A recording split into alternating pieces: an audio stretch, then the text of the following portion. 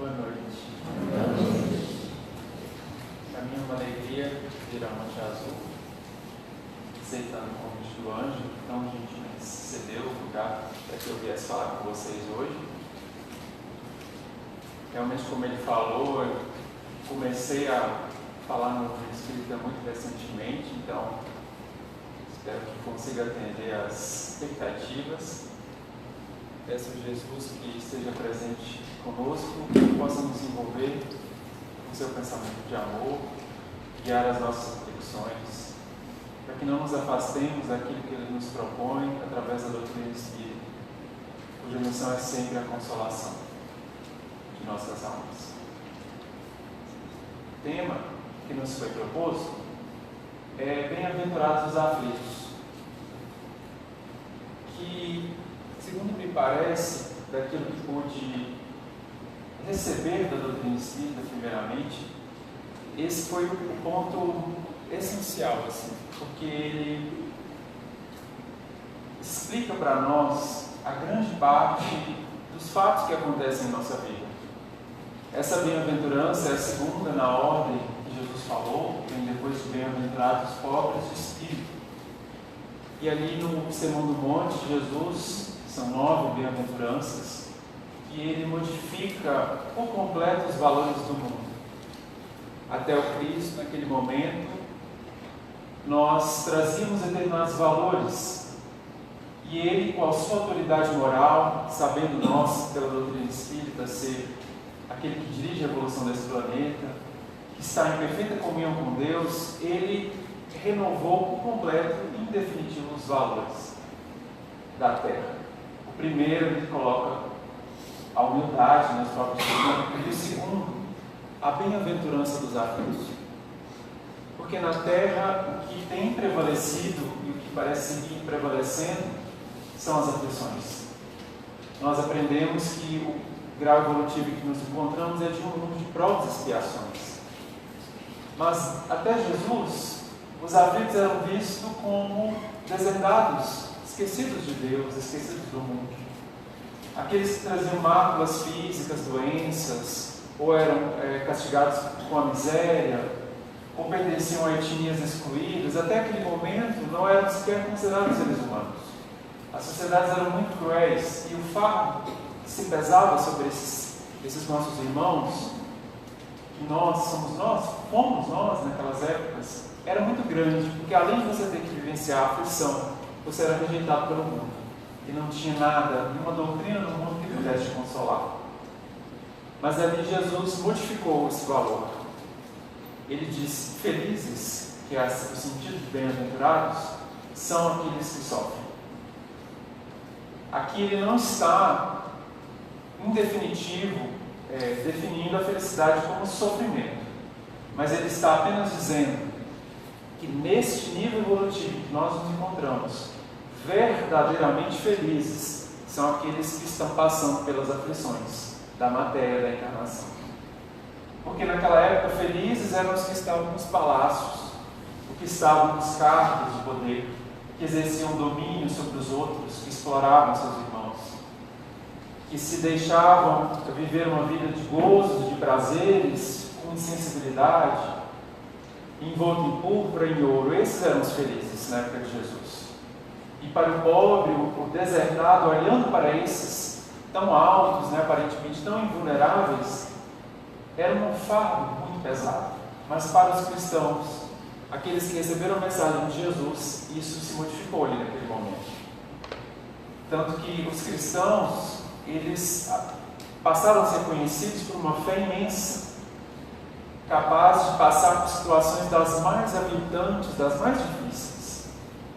Nós somos informados por Emmanuel, com toda a sua capacidade literária nos livros, nos romances históricos que ele nos deixou, os exemplos de fé, de abnegação, de renúncia dos seguidores de Jesus. Porque o amor de Jesus era tão grande, tão amplo, que tocava aqueles corações. Não era a mensagem que ele expressava por palavras, era o sentimento que envolvia os seus seguidores. E aquilo era de uma profundidade tão imensa que habilitava alguém a entrar num circo para enfrentar as feras cantando. esses exemplos extremos de fé dos primeiros mártires, demonstram exatamente a felicidade das aflições. E quando a gente procura nas obras de Emmanuel, ele relata essas situações, que para nós parecem muito dramáticas, extremamente difíceis de se imaginar vivendo. Ele relata que a fé deles, o amor que aqueles discípulos sentiam era tanto, que eles não sentiam dor naquelas situações, que eles não tinham desespero, que antes mesmo da morte alcançar o corpo pela agressão das feras, eles já estavam desmaterializados, já estavam amparados, porque Jesus não pronunciou palavras vãs. Quando ele diz bem-aventurados os aflitos, ele diz verdadeiramente, esses estão sendo consolados desde já. Mas não é qualquer aflição ou qualquer aflito que recebe consolação, porque existe uma diferença que precisamos fazer entre os sofrimentos. É muito comum a gente escutar uma frase até um pouco pejorativa, que se diz que os espíritas gostam muito de sofrer, que eu não vou ser espírita porque é muito sofrimento. Mas isso na verdade é um equívoco, porque sofrimento é algo absolutamente comum para todos nós, sejamos espíritas ou não. É da terra que seja dessa forma. Aquele que diz o contrário está se iludindo. Então, o sofrimento já todos nós sofremos. Mas aqui Jesus propõe uma mudança de postura em relação ao sofrimento, em relação à aflição. E é em razão dessa mudança de postura que se ingressa no estado de bem-aventurança. Diante do sofrimento, ele nos recomenda o equilíbrio, a resignação, a fé. Mas isso é difícil. Naquele início de pregação cristã, eles estavam envolvidos num clima de fé, de amor, da própria presença do Mestre. Para eles, certamente, foi mais fácil compreender e viver isso. Mas para nós, que estamos aparentemente distantes daquela época, recebermos esse ensinamento de que felizes são aqueles que sofrem é difícil para a gente compreender. E a nossa fé, a fé que o Espiritismo propõe, é uma fé raciocinada. É uma fé que busca explicar as causas das aflições, ou as causas de tudo quanto nos acontece. A nossa origem, para onde vamos, de onde viemos. Então, também neste tópico das aflições é necessário ter esclarecimento acerca delas. Porque se a nossa fé for cega, a gente pode se equivocar. E muitos se equivocaram, ingressando no absolutismo das posições, numa inflexibilidade. Isso o Espiritismo quer evitar. E o que os Espíritos nos informam sobre as aflições? Kardec, no capítulo Bem-aventurados os aflitos, capítulo 5 de livro de Evangelho segundo o Espiritismo, que é o mais extenso, ele traz um conceito, ou explica, ou divide em duas partes as aflições. Aquelas que têm causa na vida presente e aquelas que têm causa nas vidas anteriores. Porque aqui ele está dando concretude, ou trazendo as consequências da realidade da reencarnação, que o Espiritismo traz como uma lei da natureza. Mas antes disso, ele tem um tópico que chama Justiça das Aflições. E ali ele diz assim: se um dos atributos de Deus é a justiça, se ele é justo, tudo o que acontece na criação, estando ordenado por ele, guiado, sustentado por Deus, tem que revelar a justiça. Mesmo que aos nossos olhos pareça injusto, subliminarmente tem uma justiça atuando. Porque se há verdadeira injustiça na criação, quer dizer que Deus falhou. Deus falhou na sua justiça. E aí, isso não acontece, porque ele é absoluto em todas as suas características, ele é perfeito. Então ele sustenta a criação, mantendo sempre a justiça. Haroldo costuma dizer nas suas palestras que há muita injustiça no mundo, mas não há nenhum injustiçado. Parece um trocadilho, mas ele está querendo dizer, objetivamente, quando a gente olha, o mal praticado, perpetrado na criação é uma injustiça, é uma violação das leis de Deus. Mas, se eu consultar a situação pessoal de cada um dos envolvidos, visualizar as vidas anteriores, tudo que aquela alma construiu, todas as suas obras, eu vou perceber que aquilo não é uma justiça para aquela pessoa. Por isso que não há injustiçados. Então, sobre o aspecto de nós que encarnamos, que vivemos essas situações, nós nunca somos injustiçados. Isso precisa repetir, porque é difícil e a gente às vezes falha em compreender. Nós nunca somos injustiçados. Não há nada que aconteça em nossas vidas, por mínimo que seja, por máximo que seja, por mais doloroso, até pelo que seja bom, que venha de bom, que venha de ruim. O princípio de justiça está atribuindo tudo isso. E é sempre justo. Mesmo que a gente assuma a postura do indignado, que tem sido muito comum nesses dias de hoje, daquele que protesta, que se rebela, que se revolta, que não aceita a realidade. Essa pessoa está se inimizando com as leis. Ela está com uma falha de compreensão. E o Espiritismo vem eliminar essa falha. Mas se ele apenas dissesse isso que eu estou lhes dizendo, que não é injustiçado, sem explicar, não seria suficiente. É necessário explicar. Porque é algo muito profundo e doloroso nas nossas vidas, as aflições. Seria até um insulto da minha parte chegar a dizer isso para vocês e não dizer mais nada, né? Não explicar mais nada. Mas o Espiritismo explica. E é exatamente nessa distinção que Kardec faz. Quando nós consultamos as nossas encarnações, nós perceberemos que no reino íntimo, no reino do nosso eu, em cada uma dessas existências, ali estão as causas de tudo que nos acontece. Porque há cada um conforme as suas obras. Esse princípio, ele não é violado jamais. Ele revela a perfeita justiça. Só que nós não temos acesso à nossa ficha reencarnatória, é algo que está ocultado por um princípio pedagógico. Mas nós aprendemos, até pelos livros, a literatura espírita, que traz inúmeros casos disso, para sustentar cada vez mais a nossa fé. Mesmo que você não saiba qual é exatamente a causa daquela condição naquele dia, seja certo que existe essa causa, e que essa causa é justa, e que ela está dentro de você. Foi algo que você fez ou que você segue fazendo. Se nós aceitarmos isso, a gente já dá um primeiro passo em direção à bem-aventurança que Jesus está propondo, que Jesus está prometendo. Então é necessário compreender que não há injustiça para comigo, que Deus não me persegue, não me condena. Ele não desce do seu amor para me julgar. Ele segue dirigindo o universo com leis perfeitas. Então, compreendendo isso, a gente dá um primeiro passo. E aí entramos na distinção que Kardec faz das causas anteriores das causas atuais. E é interessante a explicação que ele traz, não é nem os espíritos, né? É o próprio Kardec explicando aquilo que ele compreendeu, que ele recebeu da doutrina espírita, da mensagem dos espíritos. Ele parece dizer que a grande maioria das nossas aflições, que nós vemos aqui, tem causa nessa vida. São inquietações, irritações, pequenas doenças do dia a dia, coisas que, se nós formos olhar, a gente está causando hoje. Até no Espiritismo a gente às vezes desenvolveu um mau hábito de pôr a culpa sempre no passado, nas outras vidas.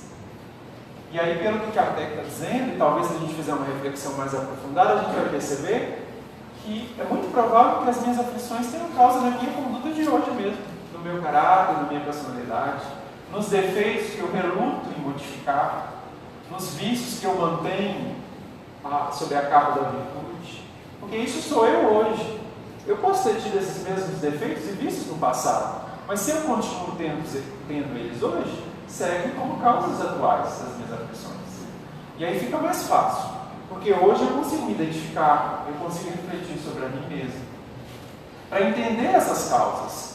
Então, é uma recomendação, é sempre busque qualquer aflição que vocês estejam passando. Pergunte, qual será a causa disso? Será que foi algo que eu fiz?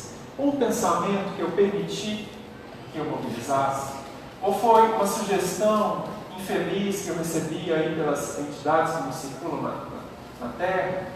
Ou foi algo que eu recebi do outro e na minha vigilância eu permiti que se instalasse no meu coração? Uma coisa que a gente faz, hábitos, né? Maus hábitos. Então, isso tudo, procurando aí, a gente encontra a grande maioria delas. A grande maioria delas. E isso já facilita muito o nosso percurso. Porque se a maioria das causas, das aflições estão na vida presente, é muito mais fácil para a gente identificar e para a gente corrigir.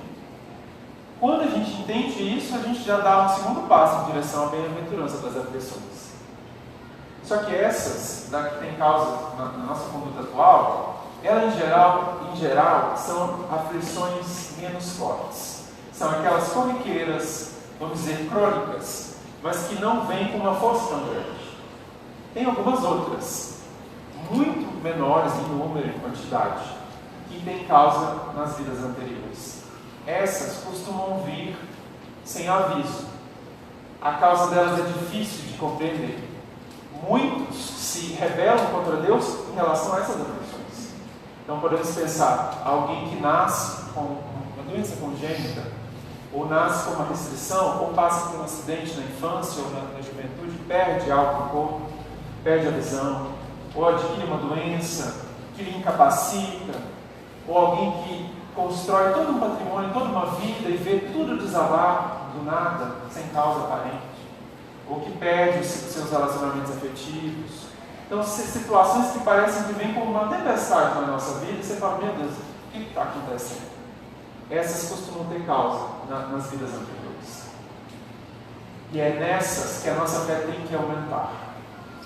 Porque costumam ser nessas que a gente falha, se rebela contra Deus.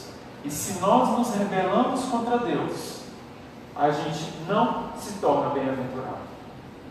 Porque bem-aventurança, ou a felicidade da aflição, não é pela aflição em si, mas é pela consolação que o aflito recebe por estar se desenvolvendo, progredindo, evoluindo, reparando dívidas do passado, construindo no bem. Para esses, há consolação. Por isso que eles são felizes, mesmo em meio às aflições. Se nós nos rebelamos, a gente não recebe essa consolação. Porque nós nos desconectamos de Deus.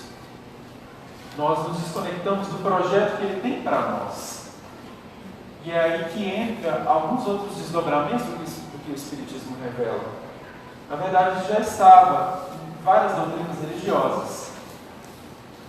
É muito ampla a quantidade de citações, sobretudo nos Salmos do Antigo Testamento, em outras verdades religiosas que os hebreus tinham, essa atuação permanente de Deus nas nossas vidas. Porque Deus, depois de Jesus, ou reinterpretado por Jesus, Ele se tornou amor. Amor incondicional, permanente e restrito. Ele deixa de ter aquelas características de ser vingativo, de ser impiedoso, de agir com, às vezes, até um ciúme, coisas nossas que a gente colocava em Deus, Jesus retira, porque isso nunca pertenceu a Ele.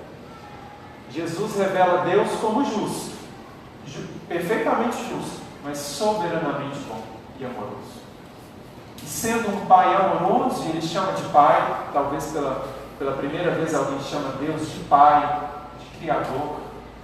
Muitas passagens Ele nem utiliza Pai, Ele utiliza Papai, né? Dando até uma intimidade maior nos idiomas originais, você pode perceber isso. Porque a partir de Jesus, Deus ele passa a ser verdadeiramente um Pai amoroso. E um Pai amoroso, ele tem uma meta para os seus filhos, que eles se desenvolvam, que eles cresçam e sejam felizes. Não é essa a meta que nós pais e mães temos para com os filhos? Deus também tem essa meta. Só que Ele tem essa meta igualmente para todos os seus filhos. Ele não tira de nenhum para dar para o outro. É uma justiça absolutamente perfeita. Nós aprendemos também no Espiritismo que há muitos mundos habitados. Então não somos só nós aqui na Terra que estamos amparados por Deus. É o universo infinito por um único Deus que cuida de tudo, mas cuida de cada um. E é aí que entra um aspecto interessante, sobretudo nas aflições mais dolorosas. Porque se Ele cuida de cada um, se Ele conhece o coração de cada um, Ele sabe de antemão o que vem para aquela pessoa. Ele sabe o fardo que as ações daquela pessoa vão projetar no futuro. Ele sabe as necessidades íntimas daquela pessoa. Aquele espírito, ele compreende, ele vê no íntimo, em segredo. Então, ele sabe os defeitos que ele traz. Mesmo que nós não saibamos ou tentamos esconder, Deus sabe. E Deus, sendo um Pai amoroso, quer sempre a educação dos seus filhos, Ele vai colocar, utilizando o seu poder soberano, Ele coloca nas nossas vidas situações, circunstâncias e pessoas que vão sempre nos favorecer em direção ao nosso aprendizado e em direção a um estado de mais equilíbrio, mais progresso evolutivo. E aí, o resultado disso tudo é que não há nada que aconteça em nossas vidas que seja contra nós. As aflições não são para nos derrubar. Elas não têm o objetivo de punir, não é um ato de agressão, jamais, jamais. Elas sempre têm um propósito pedagógico, todas elas, sem exceção. Mesmo as que são expiatórias, elas têm um caráter pedagógico. Aquele ditado popular que é muito comum, de que Deus não dá um fardo, um peso maior, nós consigamos carregar, é uma lei, é uma derivação da sua bondade, da sua justiça. E isso é verdade.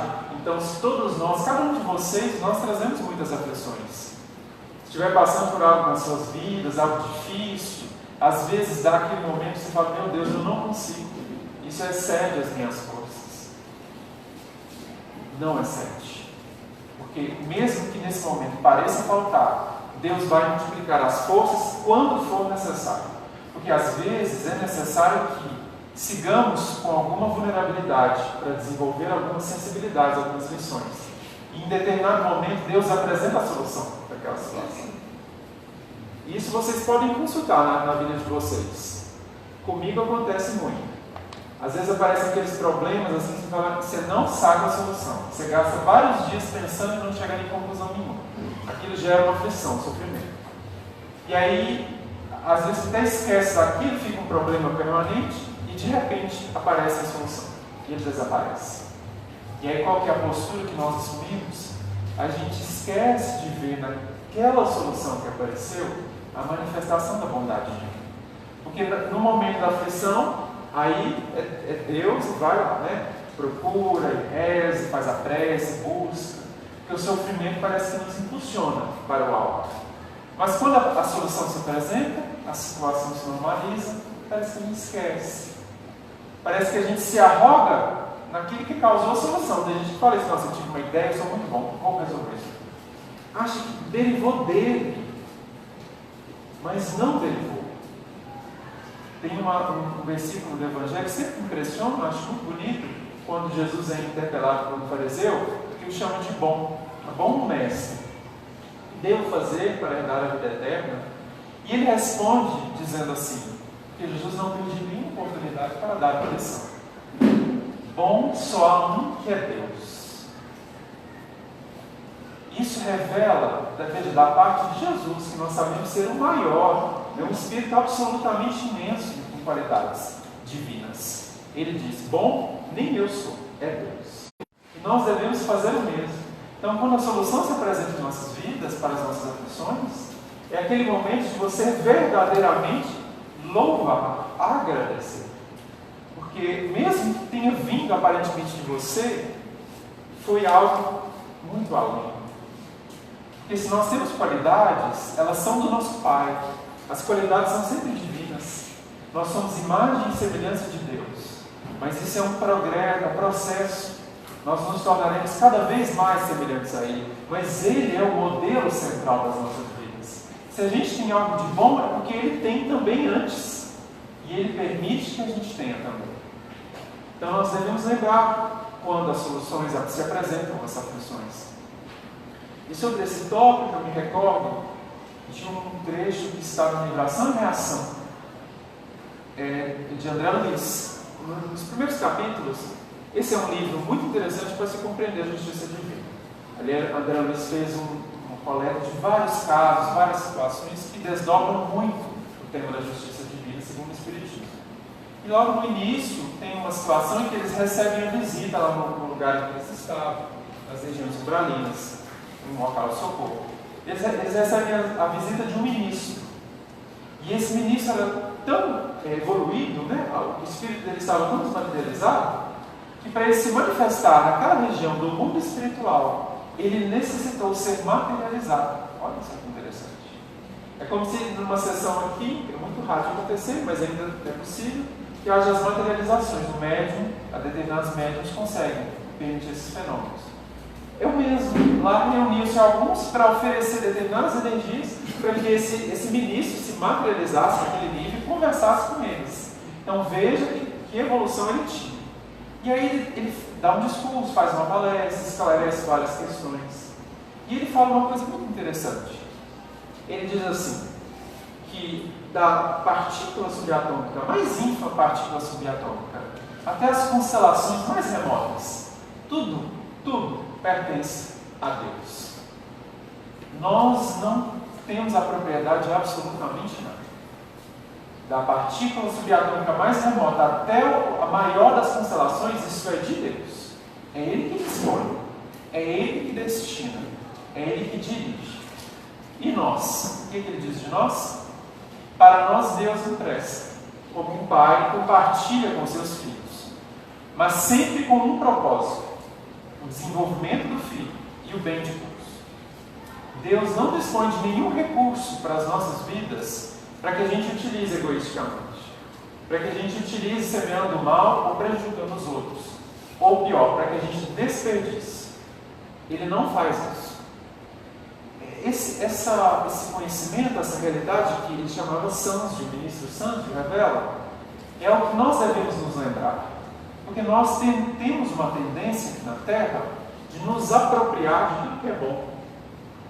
Então nós nos sentimos donos do nosso corpo, nós nos sentimos donos da nossa profissão, dos nossos bens, do nosso tempo, dos nossos afetos, de tudo aquilo que vem, que parece das nossas habilidades. Nós nos apropriamos disso. A gente acha que é nosso. É nosso, ou seja, eu posso fazer o que eu quiser, dar a destinação que eu quiser. Só que isso não é verdade. Isso também está no livro Evangelhos do Espiritismo, quando fala das riquezas. Sobretudo ele diz, especificamente isso, as riquezas são uma concessão divina, um empréstimo. Mas aqui a gente amplia para tudo que nós recebemos. E se nós utilizamos mal, o que acontece? Que Santo diz? A gente vai dar causa às nossas aflições. Porque Deus não vai deixar que a gente siga tendo recursos sem propósito. Se a gente está malbaratando, Ele vai tirar. Como um pai castiga o filho que está percorrendo o caminho errado. A gente não faz isso? Deus também faz. Mas com propósito pedagógico e supremo amor. Então, quando a gente compreende isso, nós começamos a ficar mais humildes. Recolhemos dentro de nós aquilo que realmente nós somos. Aquilo que realmente nós podemos fazer. Que é o Espírito que Deus nos concede, porque o nosso Espírito também é uma dádiva dele. E aquilo que nós podemos construir. Então Deus nos dá o que é transitório, para que a gente construa o que é imortal, o que é imperecível. Os recursos materiais que Deus nos oferece são sempre transitórios. A hora que Ele quiser, Ele renova. Ele destrói, Ele desloca, está nas mãos dele sempre. Conosco só vai ficar aquilo que a gente converteu em imperecível. E imperecível é tudo que é espiritual. Todas as nossas virtudes, as nossas aquisições, o que conhecemos de ciência, ou o que sabemos de amor, tudo isso é virtude, é aquisição imperecível. Essas seguem conosco. Compreendendo isso, a gente dá mais um outro passo em direção à bem-aventurança das aflições. Porque aí, se eu perco todos os meus bens, falo, bom, eles não eram meus mesmo. Então, aquele que era proprietário, é Deus, resolveu tirar. Ele deve ter um propósito para isso. Eu ainda não sei, vou descobrir. Se nós sentimos isso, você libera. É a falência, meu Deus, perdi tudo. Tudo bem, mas não era seu, ele pegou de volta, então ele deve ter alguma ideia. Fique tranquilo, ele vai te apresentar uma solução. E aí, internamente, veja, é uma questão íntima, a gente vai se pacificar. Porque quando a gente se acha dono verdadeiro e alguém tira, aí não tem paz no coração. Quando a gente é roubado, espoliado, e a gente gostava tanto de algo, daquilo, era muito valioso, era o nosso tesouro, aí dói. E essa dor costuma produzir revolta. E aí a nossa situação vai se complicando. Então, se a gente introjeta esses conhecimentos que a doutrina espírita traz, nós vamos nos habilitando a sermos verdadeiramente bem-aventurados nas aflições. Porque elas virão, faz parte da nossa vida. Isso me parece, para mim, talvez um dos caráteres mais consoladores, dos detalhes mais consoladores que a doutrina espírita traz. Porque esse é o tema central das nossas vidas. A gente acorda e já vê os problemas. Os nossos medos são sempre relacionados a coisas que vão perder, dificuldades, dores, sofrimentos, doenças. É algo 100% do tempo é isso. E se está explicado que é justo, se está explicado que tem um propósito para além, para a evolução, aí fica mais fácil. Fica muito mais fácil. E fica mais fácil também quando a gente percebe que, se nós estamos sendo dirigidos por Deus, Ele sabe o que vai acontecer conosco. Então, se algo difícil nos acontece, o que a gente faz? De início, em geral, a gente não tem solução mesmo para nada. A gente tem que evitar que a revolta se instale no coração, que o desespero venha morar no coração. Isso a gente tem que evitar, está conosco. E aí a gente, de início, aguarda, porque a gente sabe que tem um Pai que é amoroso, que está dirigindo a minha vida. E Ele vai seguir dirigindo até o último suspiro e depois, né? Porque ele suspira aqui e começa lá. Então, Ele segue dirigindo. Diante da aflição, então, a recomendação que o Espírito traz, que Jesus traz, é aguarde. Aguarde que Deus está providenciando o próximo passo.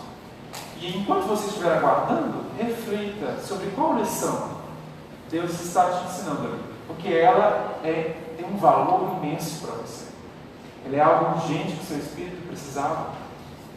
E aí a gente se pacifica, caminha com mais leveza, com mais equilíbrio. Isso é verdadeiramente ser feliz na aflição. Neste capítulo, também, Bem-aventurados os aflitos, tem várias passagens, várias mensagens dos Espíritos que eles desdobram este tema. Tem uma específica que me chama muita atenção, de Santo Agostinho, chamado O Mal e o Remédio. Nessa passagem, ele fala algo que eu estou lhes falando, de que realmente a Terra é um lugar de sofrimentos e aflições, que a gente não tem que se revoltar com Deus por causa disso, ou que buscá-lo só quando a coisa está boa. Mas o que ele realmente traz nessa mensagem, o remédio, que São Agostinho diz, é a fé. Porque a fé é aquela nossa capacidade, que todos nós temos, de nos reconectar com o nosso Pai. E é como se nós fôssemos transportados à presença dEle e recebêssemos dEle tudo o que Ele tem para oferecer naquele momento. Mas ao mesmo tempo a gente continua no mundo material. Ao mesmo tempo continua o sofrimento, continua a dificuldade. Mas é como se você já não estivesse mais ali. É como se você estivesse acompanhado pelo alto. Só a fé tem essa capacidade. Infelizmente, a doutrina que prevalece no mundo, que é o materialismo, ela eliminou a fé. Ela persistentemente tem desenvolvido um trabalho de destruir a fé. Até a religião fez isso. Talvez uma das principais causadoras da nossa pouca fé tenha sido a religião. Porque os religiosos abusaram tanto da mensagem que eles estavam trazendo, traumatizaram tantos corações, que eles interpretaram que aquilo era de Deus ou de Jesus, aquilo era ruim de ser passado. Nós temos que eliminar este trauma e verdadeiramente reconstruir essa fé. E o Espiritismo oferece um conjunto imenso de lições que nos capacitam a reconstruir essa fé. Porque aí a gente vai compreendendo, raciocinando, das qualidades de nosso Pai. A gente percebe que a vida é imortal, que essa existência é muito passageira. Que eu estou aqui nessa dificuldade, mas já passa, eu não sei o que vai acontecer. Mas eu tenho uma certeza, que a vida é imortal. E Deus só quer o bem. E isso é outra coisa interessante que o Espiritismo traz. O mal, segundo o Espiritismo, é sempre uma criação transitória. É sempre uma expressão muito passageira que nós provocamos. Ele sempre tem origem no mau exercício do nosso livre-arbítrio. E sendo essa a origem dele, passa rapidinho. Aliás, muito rapidinho.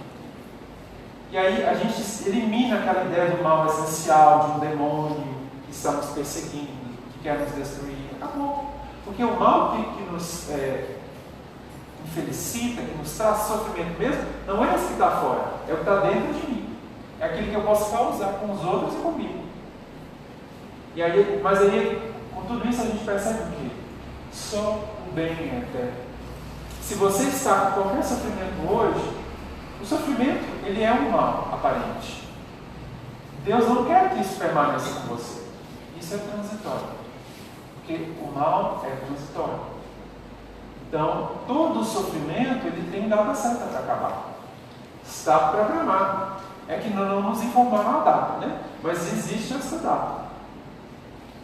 Sabendo disso, a gente se acalma também. Porque uma das grandes dificuldades do aflito, de quem sofre, é que ele acha que o castigo que ele está sofrendo é eterno, não vai terminar.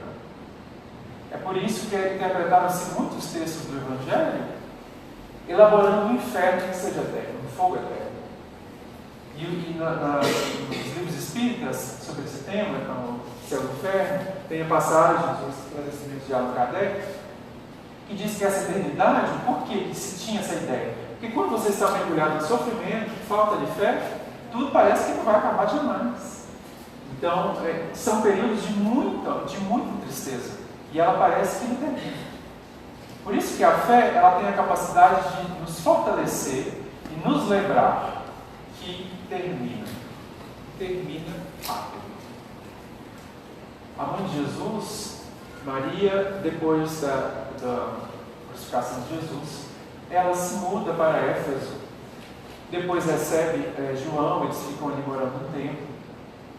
E ela passou a receber muitas pessoas que estavam sofrendo, buscando uma consolação, porque o cristianismo se espalhou tanto naquela época, Jesus se tornou muito famoso pela obra dos seus apóstolos, e ele inspirava muita confiança, as pessoas tinham muita esperança em Jesus. E a mãe de Jesus estava viva, então os que podiam iam até ela. E aí chegava lá, ela não falava toda essa ladainha de coisas, ela simplesmente dizia, com o sentimento que ela trazia: meu filho, tudo passa. Era o que ela mais gostava de dizer. Porque ela aprendeu já no seu, nós não sabemos da evolução desse espírito, certamente muito impressionante, com Jesus, e tudo que ela recebeu, ela sabe, isso passa. Porque Deus é amor sempre. Isso vai passar muito rápido. E ela conseguia consolar os corações de uma forma impressionante. Até o último dia da sua vida ela desempenhou essa tarefa em Éfeso. E essa é uma frase que marca o tom da vida de Francisco Cândido Xavier. E Chico, não sabemos das causas das aflições que ele passou. Não nos é lícito ficar especulando a respeito. Mas ele teve muitas. Então ele teve muitas dificuldades com a mediunidade no início, na sua família. Ele era mais velho, uma família de muitos irmãos, então ele teve que trabalhar muito cedo. Perdeu a mãe muito cedo. Depois um dos seus irmãos mais velhos, José Xavier, também morre, o fardo aumenta. Quando ele começa a divulgação dos livros, ele é mal interpretado, tem os processos, as doenças que sempre o acompanhavam, problemas nos olhos, no coração. Então, Chico, assim, ele resolveu escolher a ficha completa de aflições, do início até o fim. E às vezes tinha dias que realmente ele se inquietava com aquilo. Tem um relato de que um certo dia ele estava com muita dor nos olhos, e aí eu não sei se ele chama Bezerra ou Emmanuel, aparecem alguns espíritos, mas a mensagem é o seguinte, que Emmanuel diz para ele, que Chico estava pedindo uma ajuda, um analgésico, alguma coisa, ele teve muita dor. E aí Emmanuel diz para ele: Chico, aqui você está em tratamento, a cura não é deste momento. Emmanuel estava dizendo, essa dor é tratamento, você não precisa de analgésico. O que você precisa para superá-lo já está com você. E aí ele percebe, não que ele precisasse perceber, que já era uma vivência da vida dele, mas naquele momento ele se consola, porque ele sabe que aquilo era tratamento. Quando a gente não tem uma doença, a gente não fica mais calmo quando a gente começa o tratamento. Então você está com aquela gripe, aquela coisa, uma infecção, aí você começa a tomar um remédio, boa parte do sofrimento passa. Não é porque era causado pela infecção, mas é porque você estava com medo, aquela coisa toda. Então, quando nós estamos em tratamento, a gente já se acalma. mesmo que o tratamento envolva algumas dorezinhas, alguns desconfortos. E era isso que Emmanuel estava dizendo: você está em tratamento, aguarde que a cura venha. E isso deu o tom da vida dele. Né? E ele também repete algo que talvez todos nós devêssemos fazer. Ele tomou toda a sua vida, né, dedicou toda a sua vida à consolação. O trabalho mediúnico com os livros era principal, mas ali, paralelamente, ele desenvolveu um trabalho de consolação imenso, com todas as aflições que ele tinha, eram muitas. Porque Chico percebeu, não importa o tamanho da nossa dor, sempre tem uma dor maior do nosso lado. Porque o humilde, verdadeiramente, ele não se sente mais perseguido, o mais aflito de todos. Aquela coisa, porque ninguém tem essa doença, só acontece comigo. Quando nós aprendemos algo com Jesus, a gente se larga disso. E a gente descobre que tem pessoas que são muito piores que a gente. Então, com sofrimentos muito mais difíceis. E aí a gente se dispõe a consolá-las. E é nesse trabalho de consolar, de oferecer amor, que a gente vai se curando, vai minimizando os nossos sofrimentos. Então, tudo isso que a doutrina espírita traz é o projeto de Jesus para a bem-aventurança das nossas aflições. Não quer dizer que seremos bem-aventurados com qualquer aflição. Existe um caminho, uma trajetória. Mas essa trajetória está clara. Nós devemos segui-la. Essa é a proposta do Espiritismo. Se nós vamos ser bem-aventurados ou não com as nossas aflições, aí já é uma escolha nossa. Porque nós já estamos esclarecidos. Aí já passamos a escolher, a decidir. Será que vou me revoltar, me indignar? Ou vou tentar entender, buscar o sentido pedagógico? Isso já é algo que está no nosso controle. Nós não estamos mais vítimas do mundo. A gente já pode decidir nessas situações. E quando elas vierem, pelo menos comigo, as aflições, quando elas vêm, é aquele momento de maior mergulho espiritual. Porque a gente tem um péssimo hábito de se esquecer da espiritualidade quando a gente está bem. Quando o corpo está bem nutrido, está saciado, a conta bancária está no azul, os afetos estão próximos, a gente esquece do lado espiritual. A gente esquece que somos espíritos em evolução. E aí, resultado, nós somos lembrados pela aflição. E aí, no momento da aflição, que as coisas se desorganizam, que a gente se lembre e busca a nossa essência espiritual. Eu, particularmente, foi nos momentos de mais dificuldade em que consegui encontrar uma fé que eu não sabia que tinha. E ela vai se multiplicando quando a gente recebe tudo isso de Jesus e fala: não, eu vou praticar. Essa aflição está aqui, eu não sei como eu vou resolver. Mas Deus é amor, Ele já está notificado da minha aflição, já está providenciando a solução, já ela vai aparecer. E aí você vai expandindo a sua fé. E fé é uma coisa que dá para expandir sempre, ela não tem limites. E aqui, se alguma mensagem eu pude trazer para vocês, nas aflições, busquem a fé. Busquem desenvolvê-la, porque esse é o momento mais propício de mergulho espiritual.